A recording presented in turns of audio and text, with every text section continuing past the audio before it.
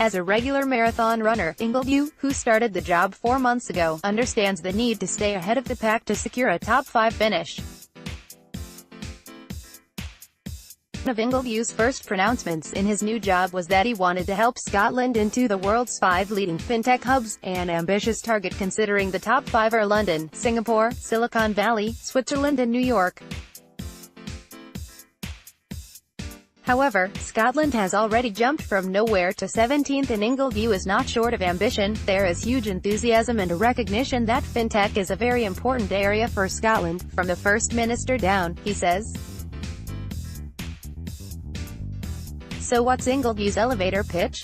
Where does Scotland stand out? We have a very strong financial services heritage and a track record of entrepreneurial tech and fintech startups, he says. We have real strength in data science, a skills base from the universities and within financial services, and a very supportive public sector, which is easy to underestimate. And Scotland is more of a village compared to London or New York, so it's easier to navigate, and easier to collaborate. Last year, Graham Jones, chief executive of Scottish Financial Enterprise, SFE, was leading the fintech charge, and he is delighted at the progress made. The last 12 months have been a phenomenal year of delivery. The creation of Fintech Scotland and Stephen's appointment have given Scotland a real competitive edge. I think creating Fintech Scotland was one of the most significant milestones in Scotland's financial services history. Easy access to big data and changing customer needs have created a great platform for Fintech and Scotland is up there. Financial services have a new role to play and we are all on that journey. We have all the components in Scotland to capitalize on this fusion of financial services, technology and data. There is no complacency, but people are looking north and they are very impressed. They see Scotland's cooperation and connectivity as a real positive. Ingledew exudes positivity, but he knows that isn't enough. I'm a naturally positive, progressive and forward-looking person, but I'm a detail person as well, he says. This came through in a Facebook Live interview with the Scotsman, where he urged Scotland to think big but act small. He explains, we have to break it down into small, achievable actions that keep Scotland moving forward. I want to capture and bottle the enthusiasm across the sector and make it tangible, something that leads to an outcome. How do we turn the dials and move forward? I think about that all the time. While each component part of the fintech community is strong, they do not always work together as well as they could. I see one of my roles as a coach, not just improving individual players but helping them understand what they need to do to create a stronger team which will get better results. One area where Ingledew thinks Scotland can progress is the crucial relationship between large financial institutions and small, agile fintech firms looking for solutions to the significant challenges thrown up by the pace of technological and regulatory change, such as open banking. Jones says there has been massive change here. 2 years ago, big banks might have seen fintech as a threat, which was disrupting old operating models. That's long past now. The barriers are down and the big financial institutions are working with fintechs, partnering with them or buying them. SFE members are 100% behind this. They have invested £250,000 to set up Fintech Scotland. Ken McKenzie, a director and head of fintech at business consultancy firm Deloitte, agrees and highlights the £53 million Royal Bank of Scotland (RBS) deal to take Free Agent under its wing in March is highly significant. There is a lot more fluidity in the model and a cultural change. The big banks are not saying, keep the doors closed, they're coming to eat my lunch, anymore. Louise Smith, one of Scotland's fintech envoys and head of design, personal and business banking for RBS, has seen this cultural change close up. Amazing stories are emerging like Free Agent. RBS partnered with them. We are now investing in them and our customers say they love the service, she says. I think we'll see more models like that as fintech in Scotland develops. RBS is looking at others. More broadly, the financial services market is looking at how they can work with techs and fintechs to address customer pain points more quickly.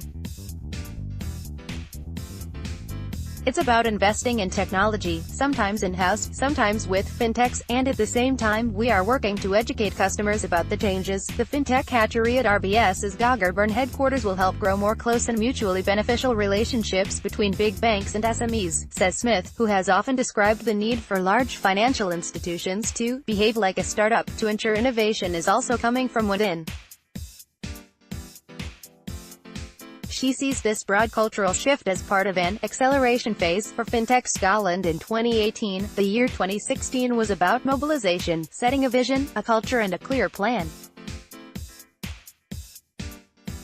2017, we moved to delivery, based on a quarterly plan, and started demonstrating real progress and creating a decision-making structure. We decided to create an independent company, Fintech Scotland, although not all hubs have that, because it gave us something to gravitate towards. Now 2018 is about acceleration. Smith is keen to see Scotland move up the fintech league, but understands it is in a battle for status and talent, especially with burgeoning European players such as Berlin and global hubs including Tel Aviv, the Asia-Pacific region and, increasingly, India. However, she adds, we need to concentrate not just here in Scotland but to develop deeper strategic relationships globally. One of the big fintech debates in Scotland is whether to focus primarily on incremental improvements or disruptive change. Financial services and technology are clearly not new, says Ingledew.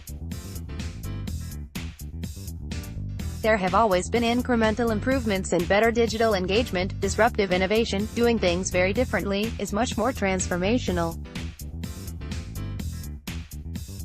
That might relate to the customer experience, or it might be using artificial intelligence to replace what has traditionally been done in the back office of financial institutions by staff. Regulatory and compliance work, for example, can increasingly be done by intelligent machines. It's not just about replacing them, it's doing it better because there are no human biases. This need not be a threat to jobs, it can be an opportunity to release people into a job where empathy and creativity are needed. Ingledew, who was Managing Director, Marketing on Customers, at Standard Life for 4 years, says, change has always been my mantra and motivation, and this role is all about that. He sees massive opportunities in Scotland for fintech and asset management and administration, with the likes of JP Morgan, Morgan Stanley and Citibank having moved significant operations here, alongside Martin Currie and Baillie Gifford. We have £130 billion of assets under administration in Scotland, and this is an area where we can use fintech to develop and grow, and manage those assets in a safe, secure and technology-enabled environment, says Ingledew. All the major fintech players agree that trust and security is a big issue for fintech, and that, without the trust and confidence of consumers, the sector cannot move forward. It's one of the biggest areas of focus for the big banks, says Smith. And it's not just the big banks, Ingledew stresses. Transparency and trust is really important to new fintechs and how they commercialize their business model.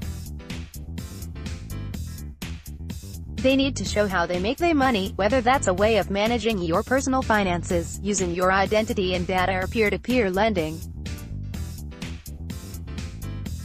This is really important as many financial services businesses have been quite opaque in the past. Callum Sinclair, head of technology at legal firm Berners Paul, agrees, saying, trust is so important. How do we gain the trust of very cynical, increasingly choosy consumers when so many new brands are coming onto the market?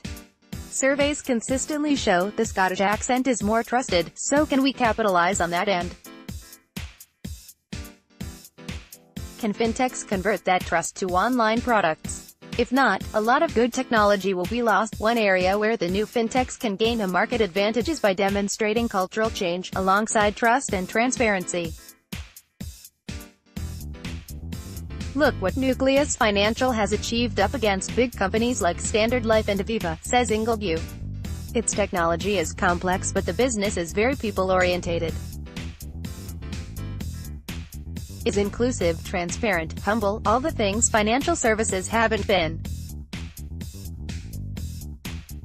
And it has succeeded. It's not what David Ferguson has achieved at Nucleus, but how he has achieved it. Ferguson's success has been recognized by the industry and he was appointed chair of the board of Fintech Scotland this month.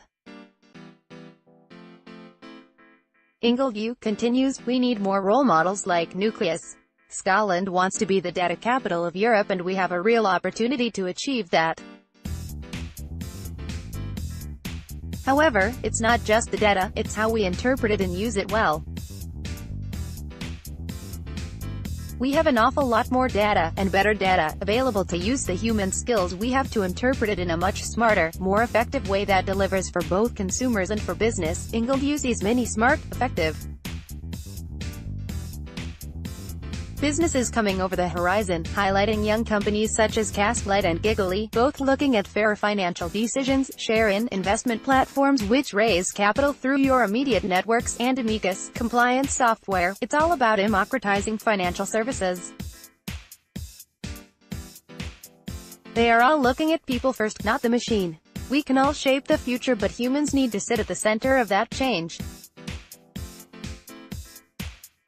Make sure people come first, not the technology, as well as growing its own fintech businesses. Ingledew is clear that Scotland must attract inward investment. We need companies moving to Scotland. Provise, London-based, came here, as well as Modular, a business with a mission to stop payments being a barrier to business growth. We are also talking to Australian businesses looking to come here. Sinclair agrees that inward investment could be a game-changer for fintech in Scotland and thinks it might come from China. Stephen Ingledew's appointment has given fintech in Scotland an important ambassadorial face, especially when we have delegations from overseas. There is a definite interest in Scotland from Far East investors, and I think we will see some investment coming into the tech and data space. There are fewer opportunities remaining in Tier 1 locations like London for Far East investors, and the potential to find a real gem in Scotland is a big appeal. They have the resources and the appetite for risk. If we can get one big fintech in Scotland, that would be massive. The tech sector as a whole has benefited from the halo effect of Skyscanner and the ecosystem that has grown up around it. Growing unicorn companies is very difficult, but hopefully we can grow some of our fintechs, like Money Dashboard or Nucleus, to real scale. If Scotland can do this, and attract more inward investment, do we have enough talented people to feed the sector? Fintech talent in Scotland is an opportunity and a threat, says Ingledew. It's not just about having technical knowledge, data management skills and digital, it's applying them in a commercial environment. It comes back to collaboration between academia and industry. One of my jobs is to make that bridge stronger and match demand from the fintech industry with supply from the universities. We have to develop new, relevant programs. If we don't do that, we will fall behind, but it's not just about graduate programs. We need people with financial services experience moving to SMEs and startups. We need that knowledge transfer using secondments and career changes, and to look at things like MOOCs, massive open online courses, to affect change at scale. Scotland's effort to become a top 5 fintech hub needs many complex actions, and it needs them to be delivered quickly. However, with constantly changing technology and the fundamental shift in approach ushered in by open banking, it is not just about a quick fix, it is about embedding fintech in Scotland for generations to come. You could say it's a marathon and not a sprint.